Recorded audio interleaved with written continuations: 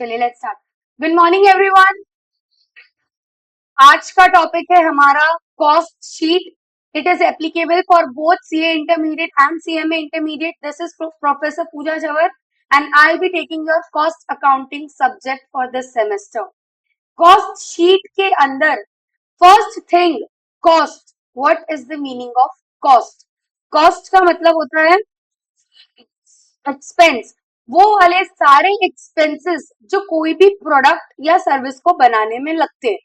अगर for example I am making a pen, तो pen बनाने के लिए इसमें रॉ मटेरियल ये जो प्लास्टिक और फाइबर जितनी भी इंक ये सारी इसके लिए क्या है? Raw material. क्या विदाउट रॉ मटेरियल हम ये पेन बना सकते हैं? ये पेन को बनाने के लिए कुछ लोग लगेंगे जिनको हम बोलते हैं डायरेक्ट लेबर। क्या डायरेक्ट लेबर के बिना हम पेन बना सकते हैं? नहीं। ये लेबर काम करेंगे, रॉ मटेरियल काम करेगा, तो इन सब के लिए कुछ एक्सपेंसेस लगेंगे which will be directly related to the production goods या सर्विसेज, उनको बोला जाता है डायरेक्ट एक्सपेंसेस। तो अभी हम समझते हैं देयर आर कॉस्ट का मतलब तो आपको समझ में आ गया है कि व्हाट इज कॉस्ट। कॉस्ट का मतलब होता है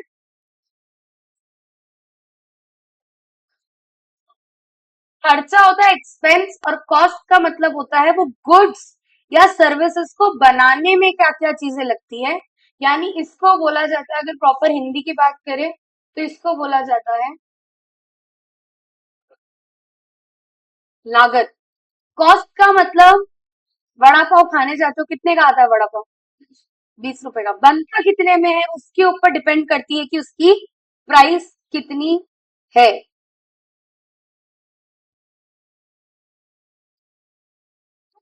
कॉस्ट का मतलब है कोई भी गुड्स या सर्विसेज को बनाने में जो लागत लगती है वो। Cost are of two types. First is direct expense और सेकंड इज इनडायरेक्ट। तो there are two kinds of cost. कौन सी हो गई? पहला आ जाता है हमारे पास में डायरेक्ट कॉस्ट। डायरेक्ट कॉस्ट का मतलब कल भी मैंने बताया था कि रॉ मटेरियल को अगर आपको यहाँ पे फिनिश्ड गुड्स में कन्वर्ट करना है तो इस चीज को क्या बोल दिया जाता है? डायरेक्ट। जो डायरेक्टली लगती है। टी शर्ट कल बनाया था, टी शर्ट के अंदर क्या क्या लगता है? फैब्रिक लगता है, कोई भी बटन्स हो गए, थ्रेड्स हो गए, डाइंग होती है, ये सारी चीजें क्या है उसके अंदर लगने वाला? Raw material. इसके बिना कभी भी कोई भी फिनिश गुड्स बन ही नहीं सकता। नेक्स्ट, पहली कॉस्ट इसमें कौन सी आ गई हमारे पास में? Direct material. सेकेंड कॉस्ट आ गई डायरेक्ट लेबर और थर्ड कॉस्ट आ गई डायरेक्ट। सिंपल है, डायरेक्ट मटेरियल मतलब उस चीज को बनाने में कौन कौन सा मटेरियल क्या है, रॉ मटेरियल क्या है, उसकी कॉस्ट। डायरेक्ट लेबर का कॉस्ट क्या होता है? इसको इसमें कन्वर्ट करने के लिए, यानी रॉ मटेरियल को फिनिश गुड्स में कन्वर्ट करने के लिए जो भी लोग वहां पे प्रेजेंट है, जो अपना मेंटल कैपेसिटी, मेंटल स्ट्रेंथ और फिजिकल स्ट्रेंथ दोनों प्रोवाइड करता है, उसको बोल दिया जाता है लेबर। बट कौन से वाले लेबर? ही डायरेक्टली जो काम कर रहे हैं, जो मतलब सबसे मेन काम। प्रोडक्ट ही नहीं होगा तो आप अकाउंटिंग किसकी करोगे? प्रोडक्ट नहीं होगा तो सेलिंग किसकी करोगे? प्रोडक्ट नहीं होगा तो डिस्ट्रीब्यूशन किसका करोगे? मतलब सबसे पहले कौन सी चीज इंपॉर्टेंट है? Product, whether it is a good और अ सर्विसेज। तो सबसे पहले तो डायरेक्ट मटेरियल इंपॉर्टेंट है, डायरेक्ट लेबर, और लास्ट आता है डायरेक्ट एक्सपेंसेस। जो भी चीजें आप इसमें और इसमें नहीं डाल सकते हो, किसमें चला जाता है? Direct expenses. डायरेक्ट एक्सपेंसेस के टाइप्स बताए थे, कौन कौन से टाइप होते हैं डायरेक्ट एक्सपेंसेस के? फ्यूल होता है, फैक्ट्री के अंदर कोई भी खर्चा होता है वो सारा सारा डायरेक्ट एक्सपेंस के अंदर जाएगा, जो भी प्रोडक्ट से डायरेक्टली रिलेट करता हो वो वाला। इनडायरेक्ट एक्सपेंसेस दूसरा पार्ट इसका क्या आता है? Indirect cost. अब इनडायरेक्ट कॉस्ट का मतलब इसका दूसरा नाम क्या होता है? तो आपको ओवरहेड के नाम से याद करना है कि इनडायरेक्ट को हम क्या बोलते हैं? ओवरहेड्स बोलते हैं ना। ओवरहेड्स इनडायरेक्ट कितनी चीजें होती है जो प्रोडक्ट के लिए काम की आती है। ये बार बार बंद क्यों हो रहा है मुझे नहीं समझ में आ रहा। हमारे पास में प्रोडक्ट को बनाने के लिए बहुत सारे इनडायरेक्ट चीजें करनी पड़ती है। जैसे कि डायरेक्ट एक्सपेंस क्या होता है? मशीनरी के अंदर अगर अपन पावर दे रहे हैं, that is a direct expense. Machine चालू नहीं होगी, प्रोडक्ट बनेगा नहीं बनेगा। फैक्ट्री के अंदर मैंने फैन लगवा दी, फैक्ट्री को पेंट कर दिया, ये सारी चीजें क्या है? ये डायरेक्टली रिलेट करती है। प्रोडक्ट से पेंट नहीं करवाओगे तो क्या आपका प्रोडक्ट नहीं बनेगा? बन जाएगा ना प्रोडक्ट तो भी। तो इसी चीज को ध्यान रखना है हमारे पास में, किसको? जो डायरेक्ट प्रोडक्ट को रिलेट कर रहा है, जिसको स्टॉप करने की वजह से प्रोडक्ट में प्रॉब्लम आ जाएगी, that will B direct expense. जिसको स्टॉप करने से फैक्ट्री को अफेक्ट हो सकता है लेकिन प्रोडक्ट को अफेक्ट नहीं होता, वो किस में चला जाएगा? आपका ओवरहेड्स के अंदर। There are 4 kinds of overheads. पहला कौन सा है हमारे पास में? Production overhead. ये वाली चीजें कौन सी होती है? Anything which is related to the factory. Production कहाँ पे होता है? फैक्ट्री में। फैक्ट्री के अंदर फैन लगवा दी, क्या चीज है? फैन लगवाने से प्रोडक्ट जल्दी बनेगा? फैन लगवाने से किसको हेल्प मिलेगी? लेबर को।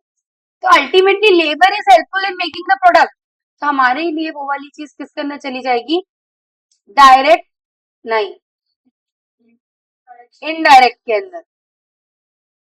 और नेक्स्ट हमारे पास में आ जाता है एडमिनिस्ट्रेटिव ओवरहेड। अब एडमिनिस्ट्रेटिव ओवरहेड क्या चीज होती है? Anything which is related to the office. उसके बाद में आ जाता है सेलिंग ओवरहेड। अब सेलिंग ओवरहेड मतलब क्या होता है? जो भी उस चीज को बेचने में हेल्प करती है वो होता है सेलिंग ओवरहेड्स। अब यहाँ पर एडमिनिस्ट्रेटिव ओवरहेड किससे रिलेट कर रहा है? पूरा का पूरा ऑफिस से। सेलिंग ओवरहेड किससे रिलेट करता है? पूरा का पूरा शोरूम से या फिर सेल्स ऑफिस से। मतलब यहाँ पे मैंने काम करने के लिए लोगों को रखा है, मेरी कॉस्ट लगी कि नहीं लगी? काम करने के लिए मैंने शोरूम के इंटीरियर बहुत अच्छा बनाया, मेरी कॉस्ट लगी या नहीं लगी? लगी। किस चीज के लिए लगी? उसको बेचने के लिए लगी। लास्ट में आ जाता है हमारा डिस्ट्रीब्यूशन ओवरहेड। अब डिस्ट्रीब्यूशन ओवरहेड क्या होता है? डिलीवरी के रिलेटेड कोई भी पार्ट होता है, दैट मीन्स डिस्ट्रीब्यूशन ओवरहेड। तो हमको ये चीज समझ में आई, दो तरीके की कॉस्ट होती है। कॉस्ट का मतलब होता है कोई भी चीज बनाने में जो पैसे लगते हैं, जो खर्चा लगता है, उसको बोल दिया जाता है कॉस्ट। अब कॉस्ट के दो टाइप्स होते हैं, first is direct cost, second is indirect cost. Direct cost कैसी होती है? जो डायरेक्टली प्रोडक्ट के अंदर लगती है। इनडायरेक्ट कॉस्ट कौन सी होती है? जो डायरेक्टली नहीं लगती बट फिर भी जरूरी होती है ताकि प्रोडक्शन अच्छी तरीके से हो, प्रोडक्शन को एडमिनिस्ट्रेशन अच्छी तरीके से हो, सेलिंग अच्छे से हो और डिस्ट्रीब्यूशन अच्छे से हो। क्लियर है इतना? ना इसी के बेसिस पे हम जाते हैं अब कॉस्ट शीट के ऊपर। नेक्स्ट हमारे पास में कौन सी चीज आ जाती है? Cost sheet.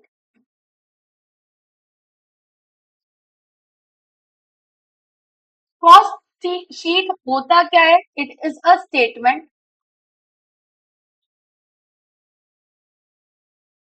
It is a statement of cost. यानी इसके अंदर स्टार्ट से लेके एंड तक उस प्रोडक्ट के अंदर कितनी कॉस्ट लगी है, ये सारी चीजें कैलकुलेट होंगी। अगर हम लोग कॉस्ट शीट के बारे में पढ़ते हैं तो कॉस्ट शीट के अंदर कॉस्ट होती है, ये चीज समझ में आती है। कॉस्ट के अंदर अगर हम प्रॉफिट ऐड करते हैं तो हमारे पास में क्या मिल जाता है हमको? प्रॉफिट का स्टेटमेंट तो हम बनाएंगे ही बनाएंगे, लेकिन वो आएगा दूसरे चैप्टर में। फिलहाल कॉस्ट शीट में किस चीज का स्टेटमेंट बनाना है? स्टेटमेंट ऑफ कॉस्ट का। कॉस्ट शीट में हमने क्या सीखा है? स्टेटमेंट ऑफ कॉस्ट मतलब ये टोटल कॉस्ट पे, हम यहाँ पे टोटल कॉस्ट पे कैसे पहुंचे हैं, इस चीज को बनाने में, इस चीज को पता करने में मदद करता है statement of cost. Cost sheet का सिंपल फंडा में बता देती हूँ। कॉस्ट में कितने टाइप्स ऑफ कॉस्ट होती है? प्रोडक्शन की कॉस्ट अलग, सेल्स की कॉस्ट अलग। ये चीज होती है कि मैंने इतने यूनिट्स बनाए, 40,000 यूनिट्स बनाए, इसमें से मैंने बेचे कितने? ये मैंने प्रोड्यूस करे यूनिट्स। इसके अंदर से मैंने सेल्स कितने की करी है? 35,000। तो इसकी कॉस्ट अलग होगी और इसकी कॉस्ट अलग होगी, क्योंकि जो बनाने की कॉस्ट लगी कितने पे डिवाइड हुई? 40,000 की। बट एक्चुअली मैंने कितने बेचे हैं? हम प्रॉफिट कितनों पे कमाने वाले? 35,000 पे। तो हम कितने की कॉस्ट देखेंगे? 35,000 की। उस पे पहुंचने के लिए हमारे पास में एक स्टेटमेंट होता है, that is known as cost sheet. Clear है इतना सबको? बढ़े आगे, चलिए। तो कॉस्ट शीट के अंदर हम लोग क्या क्या चीजें देखते हैं? कॉस्ट इसके अंदर होती है दो टाइप की। As per the cost sheet there are two kind of cost. एक होता है डायरेक्ट, एक होता है इनडायरेक्ट। ओके, इतनी होती है कॉस्ट, कॉस्ट शीट के हिसाब से। अब ये डायरेक्ट कॉस्ट किसके अंदर चली जाएगी? प्रोडक्शन की। गुड्स को प्रोड्यूस करने की कॉस्ट है, इनडायरेक्ट कॉस्ट भी किसमें चली जाएगी? प्रोडक्शन में, क्योंकि ये भी किस चीज की? प्रोड्यूस करने की ही कॉस्ट है। अब इनको, जैसे आप ये पेन खरीदना चाहते हो, ये पेन की खुद की कॉस्ट लगी हो तो ठीक है, ये पेन की अकाउंटिंग भी तो करते होंगे। और ये कौन सी कंपनी का पेन है? गोल्डेक्स। तो गोल्डेक्स अगर कंपनी है तो इसने बेचने के लिए इसने जो कलर्स डाले, ये सारी चीजें भी किसमें चली जाती है? हमारे पास में। एडवर्टाइजिंग होगी इसकी। अप्सरा का आता था ना, 5 marks for good hand writing, 5 extra marks for good hand writing, वो वाली चीज क्या थी? सेलिंग कैंपेन था, उसको बेचने का एक तरीका था कि हम ऐसे बोल बोल के लोगों के दिमाग में वो वाली चीज डाल दे कि है ना, 5 मार्क इसको लिखोगे, अच्छी हैंडराइटिंग आएगी, ये उसका एक सेलिंग कैंपेन। ऐसा होता है क्या? पेंसिल यूज करने से हैंडराइटिंग चेंज हो जाती है क्या? लेकिन ऐसा उसने बोला था, ऐसा उसने मार्केटिंग किया था, ये खर्चा किसके अंदर चला गया? सेलिंग के अंदर, क्योंकि जितनी ज्यादा मार्केट में बिकेंगे प्रोडक्शन उतना ज्यादा हम करेंगे, सेल्स होगी तो इनकम होगी, इनकम को अल्टीमेटली कहाँ पे डालेंगे? वापस प्रोडक्शन के अंदर ही डालने वाले हैं। अभी आ जाते हैं कॉस्ट शीट के स्टेटमेंट के ऊपर कि कॉस्ट शीट बनती कैसे। सबसे पहले इसके अंदर हो जाती है हमारी डायरेक्ट कॉस्ट ऑफ प्रोडक्शन। तो पहला इसके अंदर क्या होता है? Direct material. डायरेक्ट मटेरियल में हम प्लस करते हैं डायरेक्ट लेबर, फिर प्लस करते हैं डायरेक्ट एक्सपेंसेस। क्या मिलता है हमारे पास में? प्राइम कॉस्ट का मतलब ये तो सबसे सबसे सबसे मोस्ट सिग्निफिकेंट कॉस्ट है हमारी प्राइम कॉस्ट। ये तीन चीजें नहीं होगी तो नीचे की कितनी भी चीजें हो, तुम्हारे पास कितना भी बेस्ट से बेस्ट एम्प्लॉय है जिसकी अकाउंटिंग कर सकता है, वो पहले चीजें बिकनी तो चाहिए, बिकने के लिए चीजें बननी चाहिए, और बनाने के लिए तीन चीजें सबसे इंपॉर्टेंट, इसके लिए उसको बोलते हैं it is the cost which is of the prime importance, यानी मोस्ट सिग्निफिकेंट, इसलिए इसको बोला जाता है प्राइम कॉस्ट। इसमें क्या ऐड होगा? ये हमारा डायरेक्ट कॉस्ट का पार्ट हो गया इधर खत्म। अब इसके अंदर हम लोग क्या ऐड करेंगे?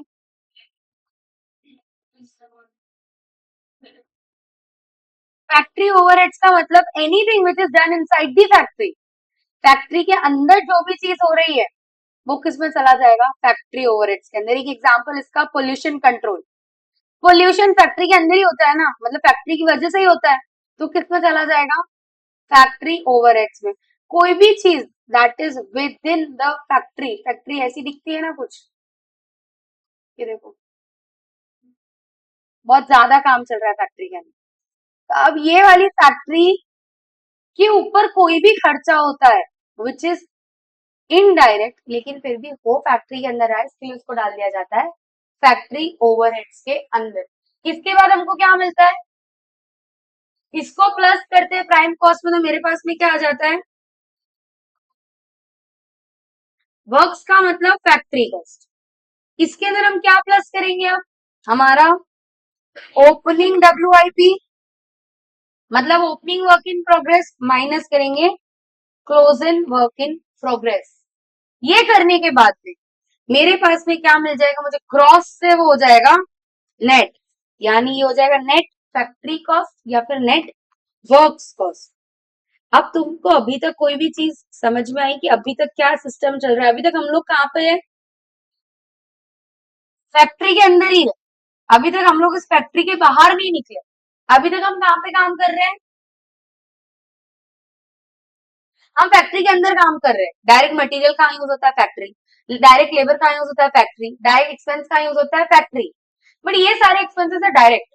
कुछ खर्चे ऐसे जो फैक्ट्री के अंदर होते हैं लेकिन डायरेक्ट नहीं होते, उनको क्या बोल दिया जाता है? Factory overheads. ये खत्म हो गया फैक्ट्री का काम। अब काम आते हैं, अब वो कॉस्ट आती है जो रिलेटेड टू द प्रोडक्शन तो है, बट वो कहां पर हो रही है? फैक्ट्री के बाहर। समझ में आएगा क्यों मैं ऐसे सीक्वेंस से याद करा रही हूँ कि सबसे पहले हम फैक्ट्री के अंदर ही काम करेंगे, फिर प्रोडक्शन के रिलेटेड दूसरे काम भी करेंगे, लेकिन वो सारे काम कहाँ कर रहे हैं? फैक्ट्री के बाहर। फैक्ट्री के बाहर वाले काम को क्या बोलते हैं? Cost related to the production. इसके अंदर अब प्लस करेंगे हम लोग cost related to the finish goods, तो बेटा अभी बहुत बाद में आने वाला। इनको प्लस करने के बाद हमें क्या मिलता है? ये सारी प्रोडक्शन कंप्लीट है, प्रोडक्शन में दो चीजें करते हैं हम। प्रोडक्शन करते टाइम कौन कौन सी चीजें करेंगे? कुछ काम होंगे जो फैक्ट्री के अंदर होने वाले हैं, कुछ काम होंगे जो फैक्ट्री के अंदर होंगे, और कुछ काम होंगे जो फैक्ट्री के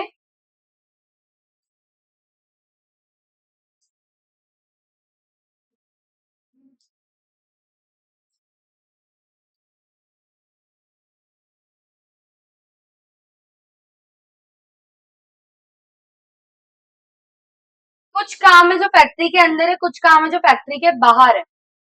अंदर काम करने वालों को, उन सारी कॉस्ट को क्या बोल दिया जाता है? Factory overheads, work cost, prime cost, ये सारी चीजें किसके अंदर जाती है? आपकी फैक्ट्री के अंदर। कौन कौन सी? पहला आ जाता है प्राइम कॉस्ट, वो भी फैक्ट्री का पार्ट है। प्राइम कॉस्ट कैसी होती है? डायरेक्ट होती है, वेरी गुड। इसके बाद भी इसके अंदर क्या ऐड हो जाता है? Factory overheads. मेरे शॉर्ट फॉर्म्स को ध्यान देना, मैं जो बोलती हूँ वही मैं लिखती हूँ, बट टाइम नहीं लगे इसके लिए शॉर्ट फॉर्म करके कर देती हूँ। फैक्ट्री ओवरहेड्स इसके अंदर प्लस होता है, ये भी हो जाएगा फैक्ट्री के अंदर का। अब इसके बाद में फैक्ट्री के जो भी काम होते हैं, ये सारी चीजें आपकी टोटल बन जाती है कि फैक्ट्री की कॉस्ट कितनी आई। फैक्ट्री के अंदर कौन कौन से काम किए, सारी फैक्ट्री की कॉस्ट है, यानी वर्क कॉस्ट है। बाकी के काम, कोई भी प्रोडक्शन रिलेटेड काम है बट फैक्ट्री के बाहर है, कोई भी प्रोडक्शन रिलेटेड काम है बट फैक्ट्री के बाहर है, तो उसको बोल दिया जाता है कि ये ऐड होगा कॉस्ट ऑफ प्रोडक्शन के अंदर। कहां पे होगा ये? कॉस्ट ऑफ प्रोडक्शन के अंदर। ठीक है, क्लियर है इतना वाला पार्ट? अब इसके आगे बढ़ते हैं अपन।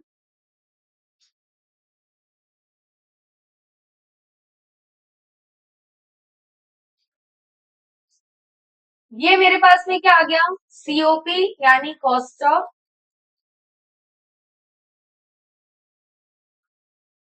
इसके अंदर हम लोग कौन सी चीज प्लस करेंगे कॉस्ट ऑफ प्रोडक्शन के अंदर? अब तो बन गया, जितने यूनिट्स प्रोड्यूस कर सकते थे वो इस लेवल तक हमने प्रोड्यूस कर दिए, प्रोडक्शन कर दिया। प्रोडक्शन के अंदर कुछ काम फैक्ट्री के अंदर होंगे और कुछ काम फैक्ट्री के बाहर होंगे। बट फिलहाल इधर क्या आ गया हमारे पास में? Units produce. आप देखेंगे कि कितना स्टॉक पहले का पड़ा था, कितना स्टॉक ईयर एंड पे पड़ा है। जो भी पहले का स्टॉक है उसको करेंगे ओपनिंग फिनिश गुड्स को प्लस, माइनस करेंगे closing stock of finish goods. ये मेरे पास में क्या आ जाएगा? ये था प्रोडक्शन की कॉस्ट। अब आ जाएगा जितने यूनिट्स मैंने बेचे हैं उसकी कॉस्ट, यानी किसकी कॉस्ट? जितने भी गुड्स मैंने बेचे हैं उसकी कॉस्ट आ जाएगी यहाँ पे नीचे। कॉस्ट पर यूनिट सेम रहेगी दोनों, प्रोडक्शन और सोल्ड की, बट यूनिट के नंबर बदल जाए। समझ में आता है इतना? इसके बाद में production cost of goods sold, ये भी है तो कॉस्ट किस चीज की? प्रोडक्शन की, बट जो यूनिट्स बेचे हैं उतने यूनिट्स को प्रोड्यूस करने की कॉस्ट। इसके ऊपर क्या क्या चीजें ऐड हो जाएगी? इसके ऊपर ऐड हो जाएगी each and every other indirect heads, यानी कि ओवरहेड्स।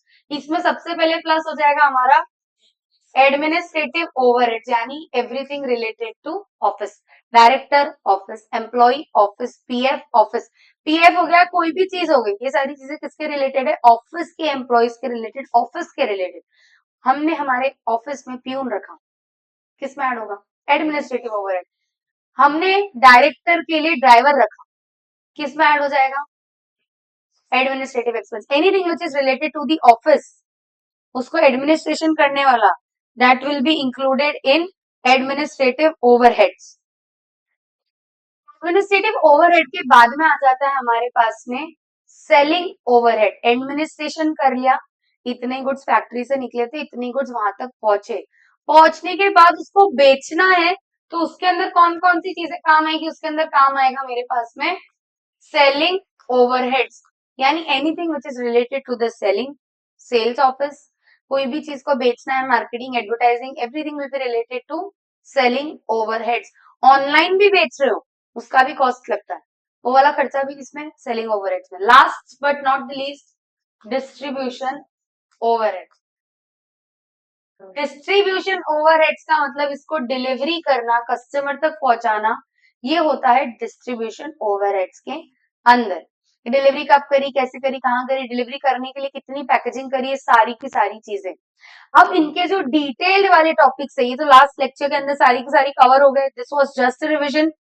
लास्ट लेक्चर वाली चीजों में हर एक चीज फ्रॉम द वेरी स्टार्ट की फैक्ट्री ओवरहेड्स में क्या क्या आता है, cost related to the production में क्या क्या आता है, एडमिनिस्ट्रेशन में क्या क्या आता है, सेलिंग में, डिस्ट्रीब्यूशन में, सब में। एक होता है R&D। R&D का ओवरहेड्स अलग से बना के रखा है, बट R&D इतना ज्यादा आता नहीं है, सिंपल है। प्रोडक्शन के लिए R&D हुआ है तो कॉस्ट ऑफ प्रोडक्शन, अदर के लिए जनरल R&D है तो वो जनरल के अंदर चला जाएगा। ये क्या मिल गया मेरे पास में, cost of sales. Basically, this is the total cost. As per the cost sheet, this is the total cost. इसके अंदर हम लोग क्या ऐड कर देंगे, आप प्रॉफिट का दूसरा नाम होता है net profit, operating profit, net profit, हमारा मार्जिन, ये सारी चीजें नाम हो जाएगा हमारा प्रॉफिट का। इसके बाद में लास्ट में क्या निकलता है मेरे पास में, सेल्स।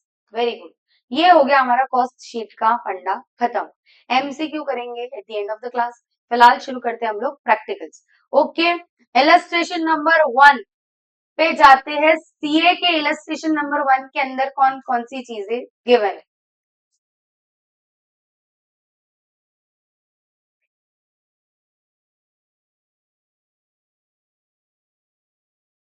ये इलस्ट्रेशन नंबर 1 दिया है सीए इंटरमीडिएट की टेक्स्ट बुक के अंदर। इसमें हमारे पास में कौन कौन सी चीजें दी है, रॉ मटेरियल्स गिवन है। रॉ मटेरियल्स कितना गिवन है, 1,80,000 का रॉ मटेरियल्स, मतलब डायरेक्ट मटेरियल। अगर हमारे पास में ओपनिंग क्लोजिंग वगैरह दिया होगा तो एडजस्टमेंट पूरा लगेगा। फिलहाल ऐसा कुछ दिया नहीं है, ओपनिंग स्टॉक या क्लोजिंग स्टॉक दिया है क्या, रॉ मटेरियल का नहीं दिया है, तो हम क्या मान लेंगे, this is the raw material which we have used या फिर consume. Clear, I need the feedback, yes और नो वाला। ओके, नेक्स्ट इसके बाद में आ जाता है हमारे पास में डायरेक्ट वेजेस। वेजेस किसको देते हैं, लेबर्स को। सैलरी आ जाता, डायरेक्ट लिखा हुआ होता तो भी वो किसमें चला जाता, डायरेक्ट लेबर के अंदर। ठीक है, तो ये आ गया मेरे पास में डायरेक्ट लेबर। इसके बाद में क्या मेरे पास में डायरेक्ट एक्सपेंस दिया है। देखो, डायरेक्ट मटेरियल होना मैंडेटरी है, विदाउट मटेरियल गुड्स नहीं बन सकता। डायरेक्ट लेबर होना मैंडेटरी, विदाउट लेबर गुड्स नहीं बन सकता। लेकिन डायरेक्ट एक्सपेंस होना, जो प्राइम कॉस्ट के 3 पार्ट थे, material is mandatory, labour is mandatory, but direct expense is not mandatory. है तो ठीक, नहीं है तो जीरो मान लेने का और नीचे से असम्पशन लिख देने का, we have assumed that direct expenses nil. Okay, इसके बाद में आ जाते हैं हमारे पास में कॉस्ट शीट बनाना शुरू करें अभी अपन लोग। साथ में मेरे साथ में आप लोग बनाना भी शुरू करो। फर्स्ट क्या होता है कॉस्ट शीट का format, what is the format. कभी भी कॉस्ट शीट बनती है, इधर ऊपर लिखेंगे या तो आप कॉस्ट शीट लिख सकते हो या फिर उसका दूसरा नाम मैंने क्या बताया था, स्टेटमेंट ऑफ कॉस्ट। तो कॉस्ट शीट लिखा, फिर ये आ गया आपका पहला रो, जिसके अंदर आपका आ जाता है टोटल वाला। एक आ गया जिसके अंदर आपका आ जाता है पर यूनिट वाला पार्ट। समझ में आया, एक रहेगा टोटल और एक रहेगा पर यूनिट। पर यूनिट कब काम का है, जब हमने बनाए अलग तरीके के अलग नंबर ऑफ यूनिट्स है और बेचे अलग नंबर ऑफ यूनिट्स है, तो पर यूनिट का कॉस्ट हमारे काम आता है। तो ये बन गया मेरा पर यूनिट और ये बन गया मेरा। ओके, तो सबसे पहले इसके अंदर क्या प्लस होता है, डायरेक्ट मटेरियल। क्या लिखेंगे हम एग्जाम के अंदर, डीएम आरएम, क्या लिखने का, डायरेक्ट मटेरियल्स पूरा लिखने का। नेक्स्ट, डायरेक्ट मटेरियल्स कितने के देखे रखे हमारे पास में, 1,80,000 के डायरेक्ट मटेरियल गिवन है। इसके ऊपर प्लस करेंगे डायरेक्ट लेबर, कितने का दिया डायरेक्ट लेबर, डायरेक्ट एक्सपेंस दिया है, लेकिन हमको तो आता है कि डायरेक्ट एक्सपेंस होता है, तो हम अपना ज्ञान उधर पेपर में देंगे। अगर 2 मिनट में ठीक हो जाएगा, अगर होता है, सुनो मेरी बात, डायरेक्ट एक्सपेंस है तो लिखना ही है, डायरेक्ट एक्सपेंस नहीं है तो फिर क्या करेंगे हम लोग, हम अपना ज्ञान देंगे, हम लिख कर आएंगे डायरेक्ट एक्सपेंस और इधर क्या करेंगे, डैश। तो ऐसा लगेगा कि नहीं इसको तो आता है।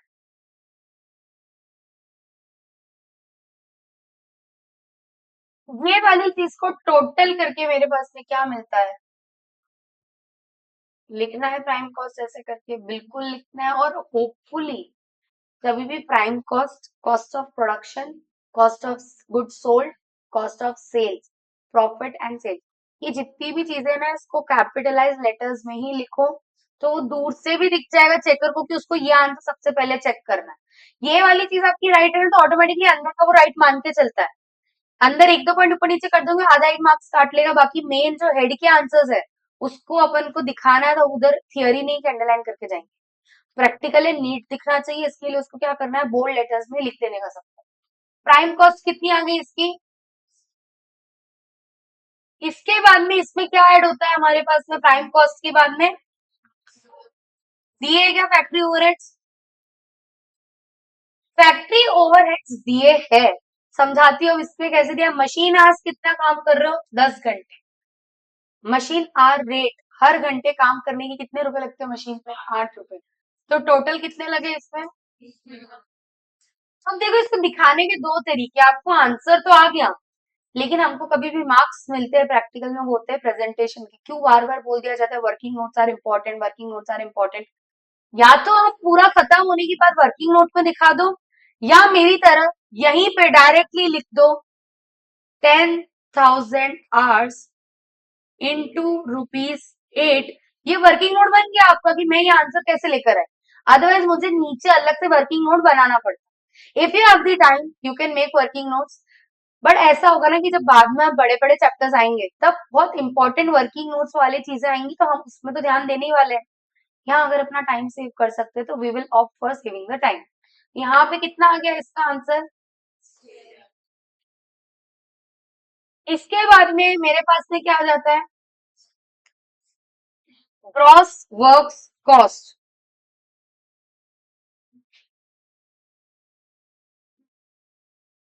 ग्रॉस वर्क्स कॉस्ट के बाद में क्या हमारे पास में वर्क इन प्रोग्रेस का कोई एडजस्टमेंट दिया है, कोई भी वैल्यू दी है, नहीं दिया है, तो हम इसके अंदर क्या करेंगे, किसी को स्लैश में डाल के क्या लिख देंगे नीचे की, यही ग्रॉस वर्क्स कॉस्ट और यही जैसा हम लोग किसमें करते थे ईएटी और ईएईएस। वो ईएटी में अगर प्रेफरेंस डिफरेंट नहीं है तो डायरेक्टली ईएईएस उसको स्लैश मार के लिख देते, तो वैसे इसमें भी सेम टू सेम करना है। इसके बाद में हमारे पास में नीचे इसके नीचे क्या हो जाएगा,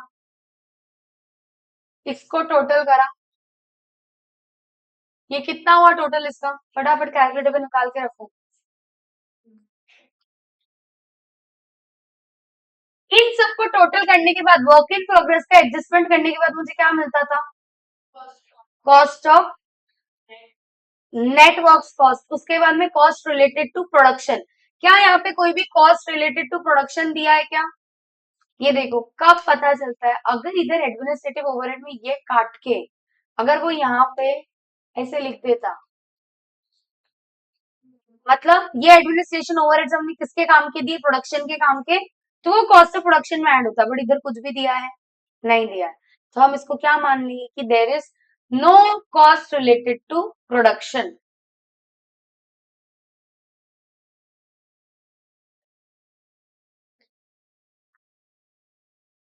यहाँ पे हमारे पास में फाइनल हेड कौन सा आ जाता है,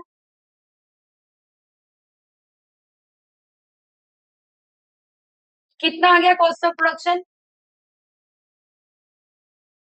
कोई और एडजस्टमेंट है क्या बीच, कॉस्ट ऑफ प्रोडक्शन करने के बाद में इसके अंदर क्या चीज होती है, फिनिश गुड्स का एडजस्टमेंट। फिनिश गुड्स का एडजस्टमेंट कैसा होता है, ओपनिंग फिनिश गुड्स को plus minus closing stock of finish goods. तो क्या मेरे पास में इसका कोई एडजस्टमेंट दिया है फिनिश गुड्स का, नहीं दिया है। क्या दिया है बताओ, गुड्स प्रोड्यूस्ड दिया है, यूनिट सोल्ड कितना है 3600, बनाए 4000 थे, बेचे 3600, बच गए कितने मेरे पास, क्लोजिंग स्टॉक मिला कि नहीं मिला, क्लोजिंग स्टॉक मिला, ओपनिंग स्टॉक था मेरे हाथ में, नहीं था। अभी यहां तक एक बार पूरा लिखो, उसके आगे अपन करते हैं। इलस्ट्रेशन नंबर 1 और CA intermediate.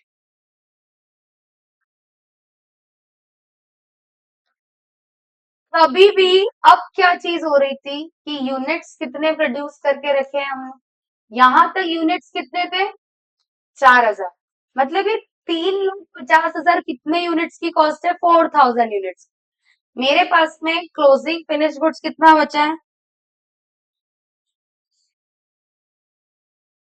Closing finish goods के आप वर्किंग नोट दिखा सकते हो कि हम क्लोजिंग फिनिश गुड्स पे कैसे पहुंचे थे। क्लोजिंग फिनिश गुड्स की वर्किंग नोट इधर बना देने का, working note 1। Closing finish goods पे कैसे पहुंचे, क्लोजिंग फिनिश गुड्स पे पहुंचेंगे, गुड्स प्रोड्यूस्ड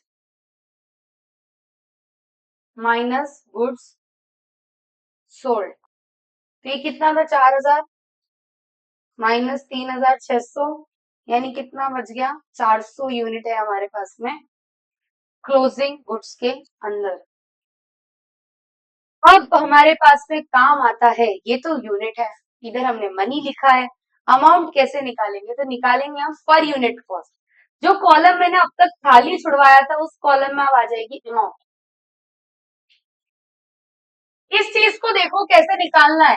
टोटल यूनिट्स कितने हैं, बनाने वाले 4000। कैलकुलेटर पे लेंगे और करेंगे 1 डिवाइडेड बाय 4000, कितना आ रहा है, वो भी आ रहा है। मल्टीप्लाई करो 1,80,000 इक्वल टू, कुछ और नहीं दबाओगे, सिर्फ इक्वल टू दबाओगे, 1,80,000 इक्वल टू 90,000 इक्वल टू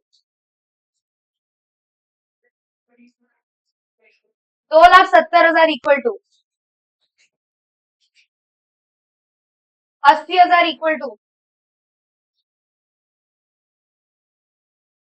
इसके बाद में 3,50,000 इक्वल टू। एक चीज समझ में आई, मैंने स्टार्टिंग से पर यूनिट नहीं निकलवाया था, क्यों, फिर मुझे बार बार कैलकुलेटर पे टाइम वेस्ट करना पड़ता। इसलिए जब जरूरत पड़ेगी तब अपने आप हम पूरा का पूरा निकालेंगे। कैसे, डायरेक्टली एक बार इसको 1 डिवाइड बाय 4,000 कर देता, वैसे क्या करते हैं हम, 1,80,000 divided by 4,000, 90,000 divided by 4,000। Calculator पे 5-5 सेकंड हर में वेस्ट कर रहे हो, ऐसी 10 एंट्रीज है, तो तुम्हारे कितना, एक एक मिनट 2-2 मिनट बहुत मैटर करता है सीए और सीएमए के एग्जाम में। और कॉस्टिंग जैसे सब्जेक्ट जो लेंदी सब्जेक्ट है उसमें तो बहुत मैटर करता ही है। अकाउंट लेंदी नहीं है, कॉस्टिंग लेंदी है। जो ऐसा लग रहा है ना कि अकाउंट हमारा लेंदी होता है पेपर, अकाउंट्स लेंदी नहीं है, कॉस्टिंग पढ़ के देखो पता चलेगा कॉस्टिंग कितना लेंदी रहती है, इजी होता है, हिंदी होता है। सोचो 4,000 पे पर यूनिट कॉस्ट कितनी आ रही है, 87.5। तो यहाँ पे मुझे क्लोजिंग स्टॉक की वैल्यू निकालनी है, तो मैं कैसे निकालूंगी, इधर ऐसे लिख देने का छोटा छोटा करके, 400 इंटू 87.5 कितना आ जाएगा,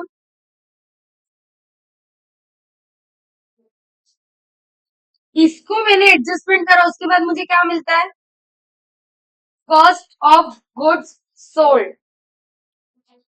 इसको करेंगे हम माइनस, 35,000 में से 35,000 माइनस करेंगे, कितना निकलेगा,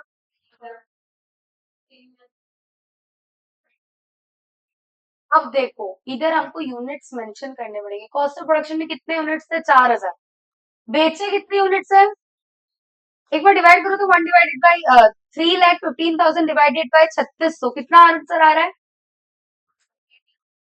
मतलब समझ में आया है, तो 87.5 ही, कितने का, इसका भी सेम था, इसका भी पर यूनिट कॉस्ट सेम है, खाली यूनिट्स के हिसाब से चेंज हो गया। डन है इतना, very good. Cost of goods sold के बाद में इधर प्लस होगा इसके अंदर एडमिनिस्ट्रेटिव ओवरहेड। अब चेक करो दिया क्या क्या है, क्या मेरे पास में एडमिनिस्ट्रेटिव ओवरहेड दिया है, यस। सेलिंग ओवरहेड दिया है, यस।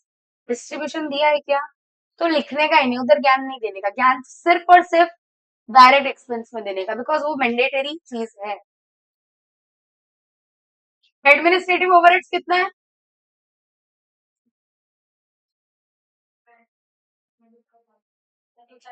85,000, 35,000। फिर सेलिंग ओवरहेड्स,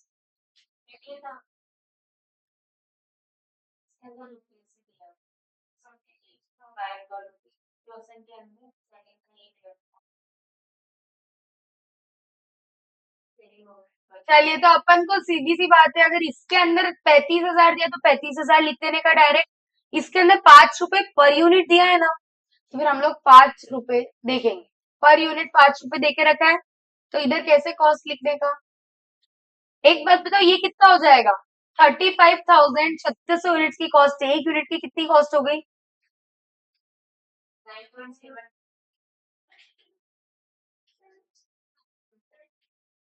2 3 जो भी है। यहाँ पे कितना देके रखा है? 5 रुपए इंटू 3600 कितना हो गया? 18,000 आ गया। इन सबको प्लस करके मेरे पास में क्या आ गया?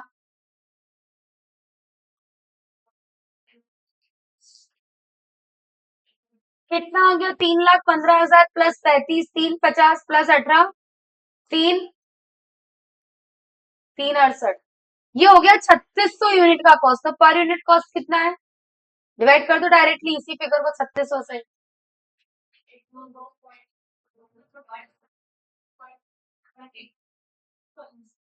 ये आ गया आपका कॉस्ट ऑफ सेल्स। इसके बाद में इसमें हो जाएगा, हमारे पास में आ जाएगा प्रॉफिट। इधर आएगा प्रॉफिट। आपका क्या है? प्रॉफिट तो आपको निकालना पड़ेगा ना, सेलिंग दिया हुआ होगा। सेलिंग कितना देके रखा है अपने पास में? पर यूनिट 125 रुपए। तो 3600 यूनिट बेचे थे, कितना हो जाएगा सेल्स? 3600 इंटू 125। प्रॉफिट के आगे ऐसे बी कॉमा एफ लिखना है, बॉयफ्रेंड वाला बी एफ नहीं। बैलेंसिंग फिगर ब्रॉड फॉरवर्ड भी नहीं। बैलेंसिंग फिगर कितना आ रहा है इन दोनों का डिफरेंस?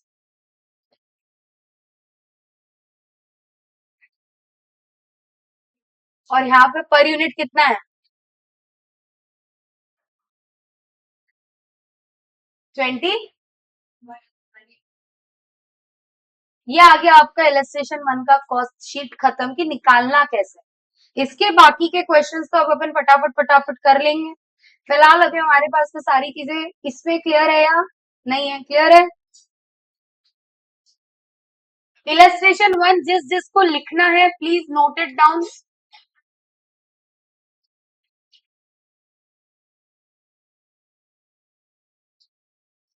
चलिए नोट डाउन कर लिया है, तो अभी नेक्स्ट क्वेश्चन की तरफ मूव करते हैं। नेक्स्ट क्वेश्चन है हमारे पास में इलस्ट्रेशन नंबर 2। अब इलस्ट्रेशन नंबर 2 में एक चीज देखो, वेनेवर क्वेश्चन आज इस तरीके से, अगर आपको क्वेश्चन इस तरीके से चीजें पूछ रहा है तो हम पूरा सॉल्यूशन करने के बाद में आंसर्स लिखेंगे। पूरा सॉल्यूशन खत्म हो जाएगा, फिर हम लिखेंगे आंसर्स, जिसमें पहले ए का ये है, बी का ये है, सी का ये है। मतलब कॉस्ट शीट तो बनाओगे तब तो लिखोगे ही लिखोगे, अलग से भी लिखो तो लिखना चाहिए, नहीं भी लिखोगे तो ऐसा कुछ प्रॉब्लम नहीं होगा, बट लिखोगे तो तुमको मार्क्स ज्यादा अच्छी तरीके से मिलेगा, क्योंकि चेकर क्या करता है? टिक टिक टिक टिक टिक, उसके बाद में ऊपर का सॉल्यूशन चेक करना बैठे, तो आपको एक प्लस पॉइंट मिल जाता है, वहीं पे वो आपको मार्क्स कंसिडर कर लेता है, इसका क्वेश्चन राइट है, फिर उस मेंटालिटी से चेक करता है।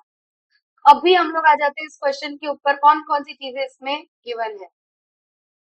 कॉस्ट ऑफ रॉ मटेरियल्स मतलब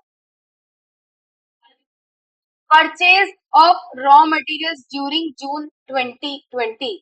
अब इसके ऊपर क्या लिखा था? Following information has been obtained from the records of ABC corporation for the period from June 1 to June 30। यानी जून 1 वाला क्या चीज होंगी? सारी की सारी हो जाएगा ओपनिंग, जून 30 वाला सारा का सारा क्लोजिंग।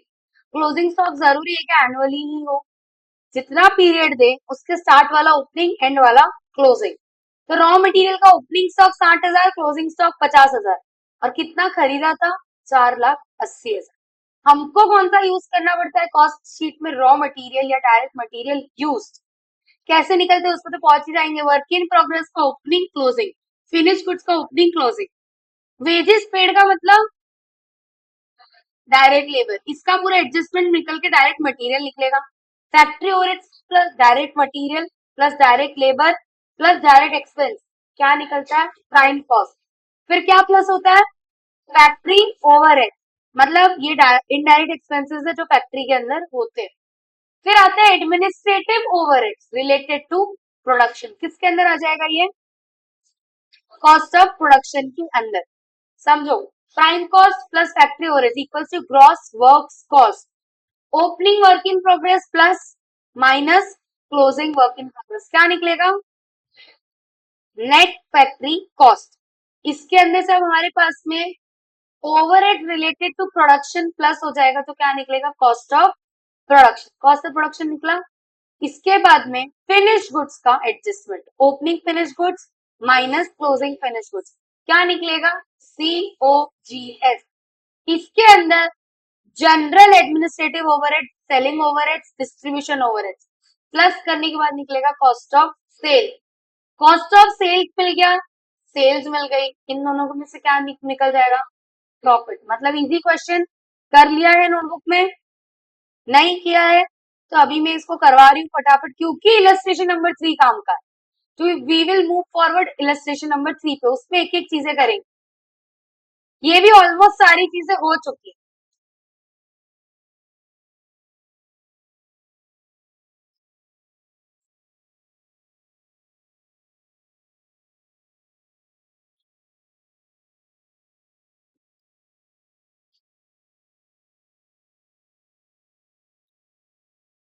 बात बताओ कि यहाँ पे कहीं पर भी आपको ऐसा क्वेश्चन पढ़ के लग रहा है कि हमें पर यूनिट की जरूरत है? क्या उसने ऊपर लिखा है कि पर यूनिट निकालो? यहाँ लिखा है पर यूनिट निकालो, तो हम अपनी मेहनत जबरदस्ती बढ़ाना है? नहीं, बढ़ाने का ही नहीं। जहां मेहनत लग रही है और पता है इसका कोई एडिशनल मार्किंग नहीं मिलने वाला है, तो हम वो वाली चीज नहीं करेंगे। अभी आ जाते हैं इसमें। सबसे पहले आता है पर्टिकुलर्स। एक कॉलम रुपए की इधर, सेकंड कॉलम रुपए की इधर।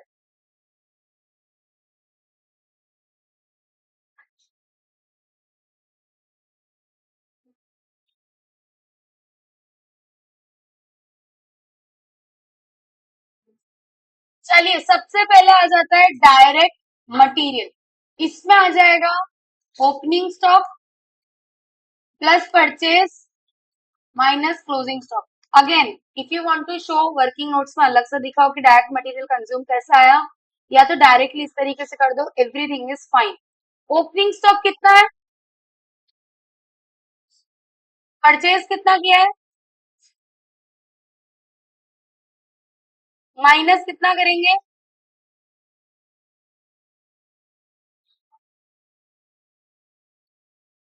कितना आ गया ये वाली चीज? 4,90,000। ये आ गया हमारा डायरेक्ट मटेरियल। नेक्स्ट है डायरेक्ट वेजेस या फिर डायरेक्ट लेबर। कितना है डायरेक्ट लेबर? डायरेक्ट एक्सपेंस दिया है।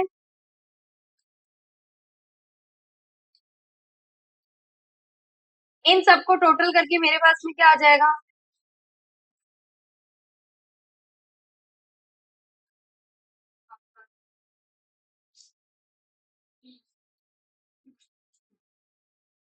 इसके अंदर हमारे पास में प्लस होगा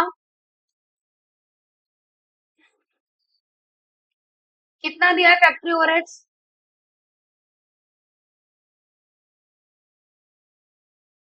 मेरी बात समझो, अभी लिखना मत। अभी डायरेक्ट एक सम सॉल्व करो फटाफट फटाफट, फिर लिख लेना। लिखने का टाइम दूंगी मैं अलग से। तो अपने क्या करने का, फोटो क्लिक करने का, ग्रुप पे भेज देने का, ताकि लिखने का टाइम बचे। चलिए, फैक्ट्री ओवरहेड्स कितना देके रखा है? 1,00,000 रुपए दिया है। क्या निकलेगा फैक्ट्री ओवरहेड्स को प्लस करने के बाद में?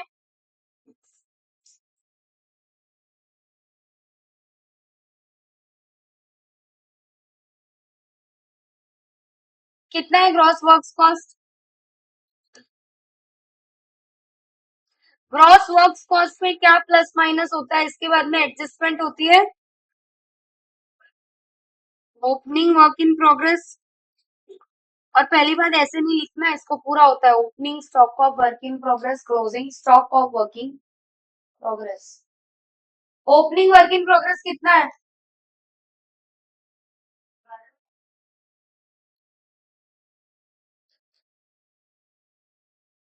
क्लोजिंग नेट कितना एडजस्टमेंट आ गया इधर? इसके बाद में मेरे हाथ में क्या आ जाता है?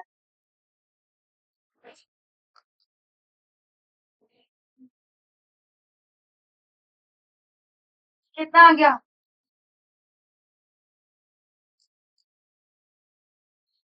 इसके बाद में नेक्स्ट चीज क्या रहेगी? Cost related to production. कौन कौन सी कॉस्ट रिलेटेड टू प्रोडक्शन है? एडमिनिस्ट्रेशन,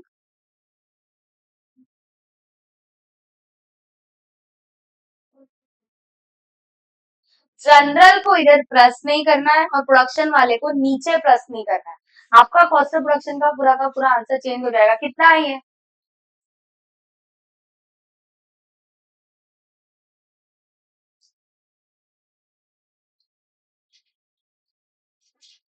किसके बाद में क्या निकल जाएगा?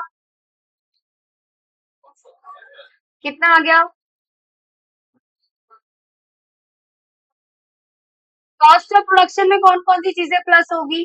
फिनिश्ड गुड्स का एडजस्टमेंट, प्रोडक्ट प्रोड्यूस गुड्स के निकाल दिया, अब कितने का निकलेगा? सोल्ड का। तो चलो इसमें प्लस करो opening minus closing finish goods. Opening finish goods कितना दिया है? क्लोजिंग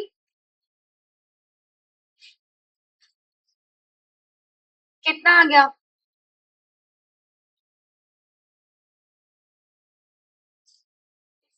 तो क्या निकलेगा?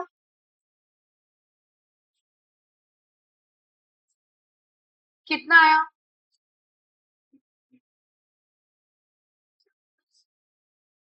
कॉस्ट ऑफ गुड्स सोल्ड आ गया। इसमें कौन कौन सी चीजें प्लस होती जाएगी? एडमिनिस्ट्रेशन, सेलिंग, डिस्ट्रीब्यूशन, जो भी जनरल कैटेगरी का है। एडमिनिस्ट्रेशन दिया है जनरल कैटेगरी का? नहीं। सेलिंग दिया है क्या? कितना दिया है?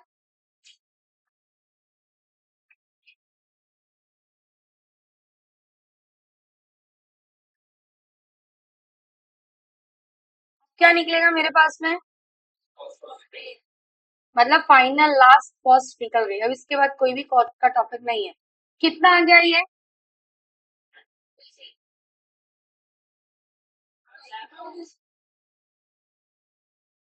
इसके अंदर मेरे पास में क्या चीज देके रखी है? सेल्स लास्ट का देके रखा हुआ है। कितनी सेल्स दी है?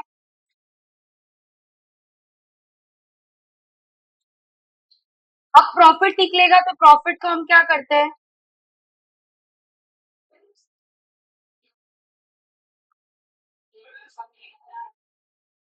Balancing figure. कितना आएगा? आ गया आपका?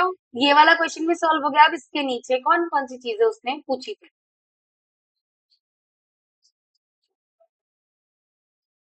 इसने पूछा था रॉ मटेरियल कंज्यूम्ड कितना है। तो यहाँ लिखेंगे पहला वाला ए, रॉ मटेरियल कंज्यूम्ड कितना है। प्राइम कॉस्ट बी, कितना है।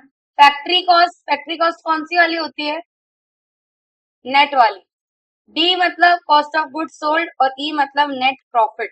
तो ये जो एबीसीडी मैंने इधर मार्क कर दिया, आपको ऐसा अलग से लिखने का होता है ए बी सी डी करके पूरा। ठीक है, डन है। इलस्ट्रेशन नंबर 3 पे चलते हैं अभी अपने।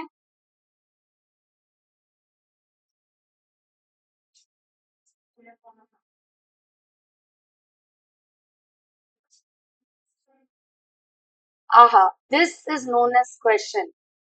Done done done done done done done done, ये क्वेश्चन है। ये सिर्फ क्वेश्चन है। This question has covered each and every point of cost sheet. CMA की बुक के भी क्वेश्चंस मतलब थोड़े छोटे छोटे होते हैं बट पॉइंट्स कवर्ड रहते हैं। इसके अंदर एक ही क्वेश्चन में सब मतलब ये कर लिया, सब कर लिया। कॉस्ट शीट में बस ये एक ही क्वेश्चन ढंग का है, सब कर लो, इसमें कोई भी पॉइंट उसने छोड़ा ही नहीं है।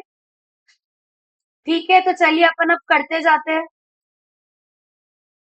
देखो खत्म ही नहीं होता क्वेश्चन।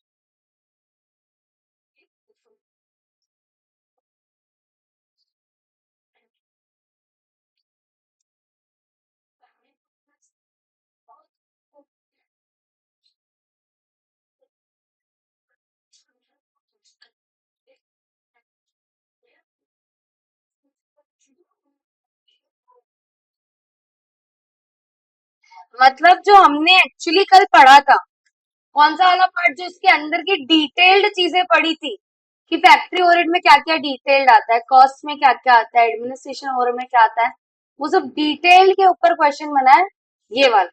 ओके, तो इस चीज को अभी अपन करते हैं। तो ज्यादा बड़ा क्वेश्चन नहीं है, 3 ही पेज का है।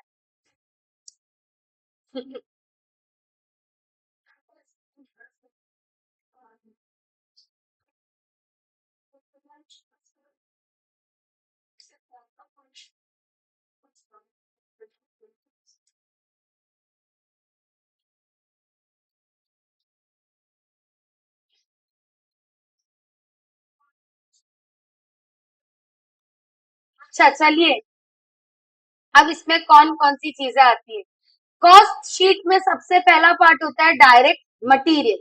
डायरेक्ट मटेरियल पे हम कैसे पहुंचते हैं, opening stock of raw material plus purchases of raw material minus closing stock. Freight inward दिया है तो प्लस होगा। अगर टैक्सेस हमने पे करे जिसपे आईटीसी नहीं लिया है तो वो भी प्लस होगा। कोई अदर कोई मिसलेनियस इनकम है तो वो माइनस हो जाएगी। तो चलिए इधर देख लेते हैं क्या क्या चीजें दिया है। Raw material purchase plus GST paid on the above purchases eligible for input tax credit. मतलब मैंने जीएसटी पे करा है लेकिन मुझे क्या मिल गया है वापस से रिफंड। तो क्या ये चीज ऐड होगी, नहीं, यानी ये चीज मेरी ऐड नहीं होगी। फ्रेट इनवर्स ऐड होगा, यस। वेट, अभी अपना डायरेक्ट मटेरियल वाला पार्ट होता है समाप्त, इतना ही था। ये डायरेक्ट मटेरियल का एडजस्टमेंट है, ये डायरेक्ट मटेरियल का एडजस्टमेंट है जो नहीं जाने वाला, और ये डायरेक्ट मटेरियल का एडजस्टमेंट है। अब अपन आ जाते हैं डायरेक्ट मटेरियल के बाद में ओपनिंग और क्लोजिंग कहाँ दिया डायरेक्ट मटेरियल का। ये ओपनिंग है डायरेक्ट मटेरियल का, ये क्लोजिंग है डायरेक्ट मटेरियल। ये समझ में आया, इतना ट्रांजेक्शन ये हो गया डायरेक्ट मटेरियल कंज्यूम। इसको अभी आप लोग को ही सॉल्व करना है मेरे सामने, क्योंकि मैं सारी आपको सारी की सारी चीजें बता रही। कौन कौन सी चीजें बताई, डायरेक्ट मटेरियल कंज्यूम में opening plus purchase minus closing plus freight inverts. GST का कोई नामो निशान उधर लिखना नहीं, बिकॉज उस पे आईटीसी अवेलेबल, आईटीसी नहीं होती तो प्लस हो जाता। ओके, नेक्स्ट चीज आता है वेजेस। अब वेजेस में हमने चीजें पढ़ी थी अलग अलग तरीके की। कौन को, ये डायरेक्ट वेजेस है, डायरेक्ट लेबर, ये भी डायरेक्ट लेबर का पार्ट है। फैक्ट्री वर्कर्स भी डायरेक्ट लेबर का पार्ट है। रॉयल्टी किसका पार्ट है, पक्का। रॉयल्टी किसको देते हैं, डायरेक्ट लेबर्स को देते हैं या एक्सपेंस का पार्ट है। तो अभी पता चला गलती कहाँ होती है। जब तक चिंदी चिंदी क्वेश्चंस आते तब तक तो हम पढ़ लेते हैं, चिंदी मतलब इजी इजी। जब तक इजी इजी क्वेश्चंस आते हैं, लूप क्वेश्चंस, तब तक तो हम कर लेते हैं। ऐसे क्वेश्चंस में कोई भी पॉइंट, जैसे इसमें तो सब दे दिया, कोई भी पॉइंट दे देंगे बीच में से ऐसा, तो आपको याद रहना चाहिए कि रॉयल्टी किसके अंदर जाता है। रॉयल्टी डायरेक्ट वेजेस के अंदर जाता है या डायरेक्ट एक्सपेंसेस के अंदर जाता है, याद रहेगा इतना। चलिए, तो हमारे हाथ में इसमें कौन कौन सी हो जाती है। डायरेक्ट लेबर का 20,000 3 लाख। तुम एक काम करो, कैलकुलेटर निकालो, कैलकुलेटर निकालो, डायरेक्ट मटेरियल का डायरेक्ट लिखते जाओ, एडजस्टमेंट बाद में लिखना। अभी एक बार कैलकुलेशन पे फटाफट फटाफट लिखते जाओ नोटबुक में। डायरेक्ट मटेरियल ओपनिंग स्टॉक का प्लस करो 18 लाख,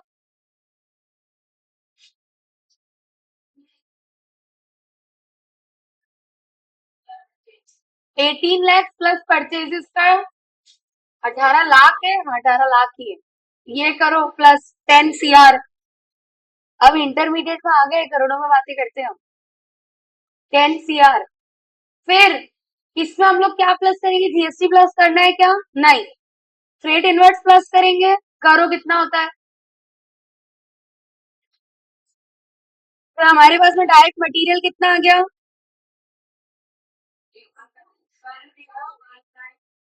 10,196।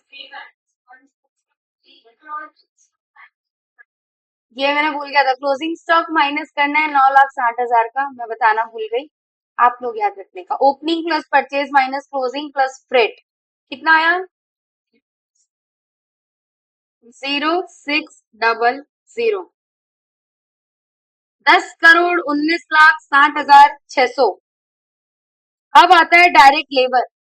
डायरेक्ट लेबर में उसकी खुद की, पहले तो ये प्लस होगा 29,20,000।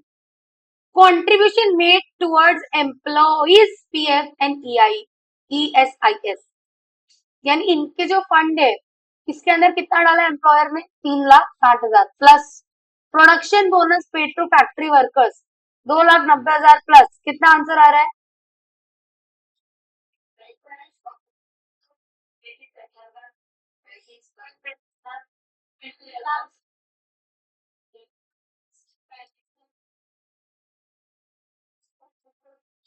ना ये सारा पार्ट खत्म हो गया। अब अपने पार्ट पे आ जाते हैं, इसके बाद में डायरेक्ट मटेरियल के बाद कौन सी चीज पूछी जाती है। मैं डायरेक्ट अभी आपको वो करवा रही हूँ, क्या बोलते हैं, कैलकुलेशन। बट अपन को इधर से पहले इसमें से देखना है कि प्लस माइनस कौन कौन सा होता है, आप कौन सा कलर ले, ठीक है। रॉयल्टी पेड फॉर प्रोडक्शन किसका पार्ट है? डायरेक्ट एक्सपेंसेस का, प्लस होगा बिल्कुल। Amount paid for power and fuel किसका पार्ट है? Direct expenses. Amount paid for purchase of moulds and patterns, direct expenses या फैक्ट्री ओवरहेड्स? पक्का डायरेक्ट एक्सपेंसेस है। तो अभी कभी भी आप ये वाली चीजें करते हो ना, each and every point is important for us. Plus करा, अब देख लो और कौन सा डायरेक्ट एक्सपेंसेस का पार्ट है। Job charges paid to job workers direct expense है क्या? Factory over. तो चलिए इसमें आगे करते हैं हम लोग। अगर एक चीज बताओ मुझे, फैक्ट्री ओवरहेड्स है, आपने ग्रुप नंबर 3 ने, कंपनी नंबर 3 ने एम्ब्रॉयडरी कराई थी अपने टी शर्ट पे, एम्ब्रॉयडरी कराए बिना काम चलेगा? आपका प्रोडक्ट बिकने वाला है अगर एम्ब्रॉयडरी का आपने पैटर्न दिया है तो डायरेक्ट एक्सपेंस हुआ या इनडायरेक्ट हुआ? उसके बिना इनडायरेक्ट कैसे हुआ?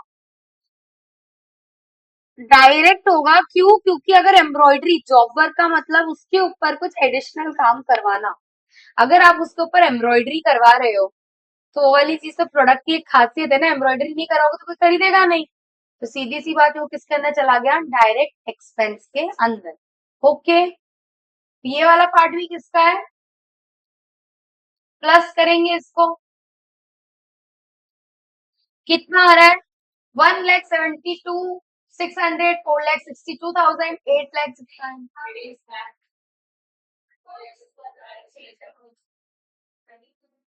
23 lakhs। या आपके पास में देखो तीनों चीजें आ गई क्या? Direct material, direct labour, direct expenses. Plus कर दो इन तीनों को, फाइनल है। ये क्या मिल गया मुझे? कितना आया?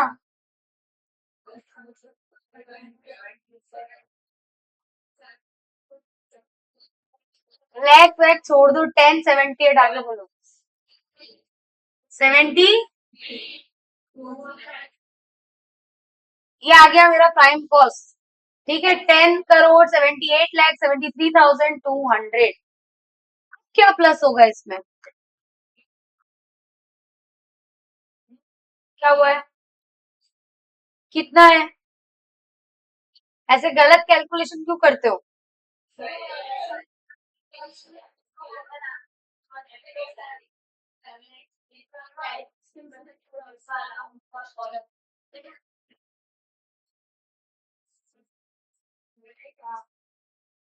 डायरेक्ट एक्सपेंस का टोटल कितना बताया आप लोगों ने? 23,42,000। कैलकुलेटर दो।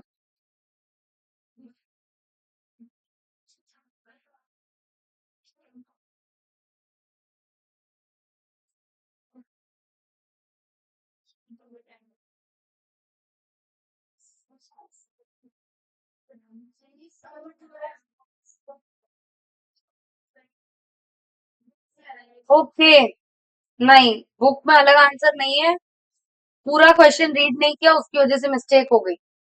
यहाँ पे है ना, इसका जो मोल्ड एंड पैटर्न है वो 2 साल तक की उसकी कॉस्ट लग रही है 8,96,000। तो अपन को तो एक ही साल की लेनी है, तो इसको डिवाइड बाई 2 करना पड़ेगा। 8,96,000 डिवाइडेड बाई 2, 4,48,000 प्लस लास्ट में देखे रखा है 8,12,000।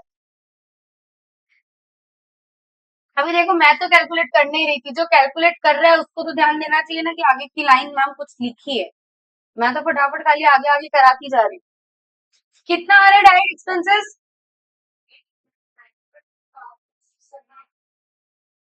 कर दो total.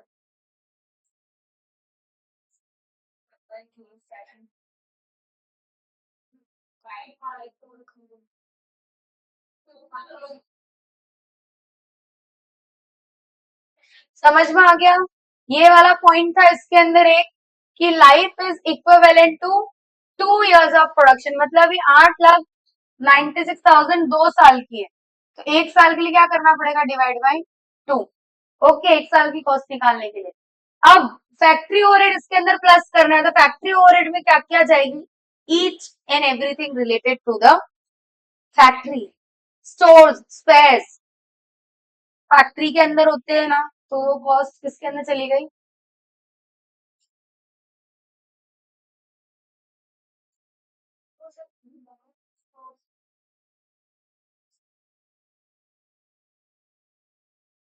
Stores and spares factory overhead. Depreciation factory building का लग रहा है, किसके अंदर चला जाएगा?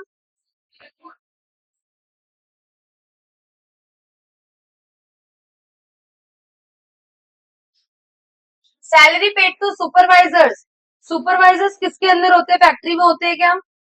लेकिन अगर फैक्ट्री लिखा है तो फैक्ट्री मान लेगा, फैक्ट्री लिखा है क्या तो नहीं मान। सुपरवाइजर ना ऑफिस में भी होते हैं। अगर कुछ नहीं लिखा है तो जनरल, फैक्ट्री के लिए स्पेशली प्रोडक्शन लिखेंगे। Repairs and maintenance plant and machinery factory के अंदर होती है, ये किसमें जाएगा? Office building vehicles use by directly, ये सब तो दूसरे दूसरे। Insurance premium plant and machinery का किसमें जाएगा? ओके, अब क्या बचा है मेरे पास में? स्टॉक ऑफ रॉ मटेरियल,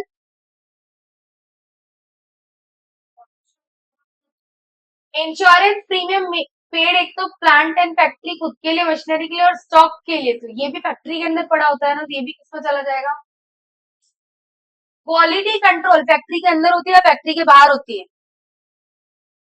पक्का?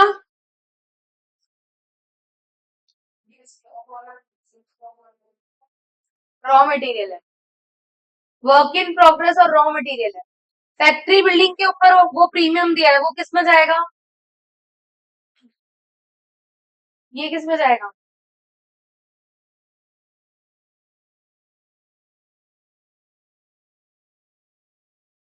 Expenses paid for quality control check activities, ये किसके अंदर जाने वाला है?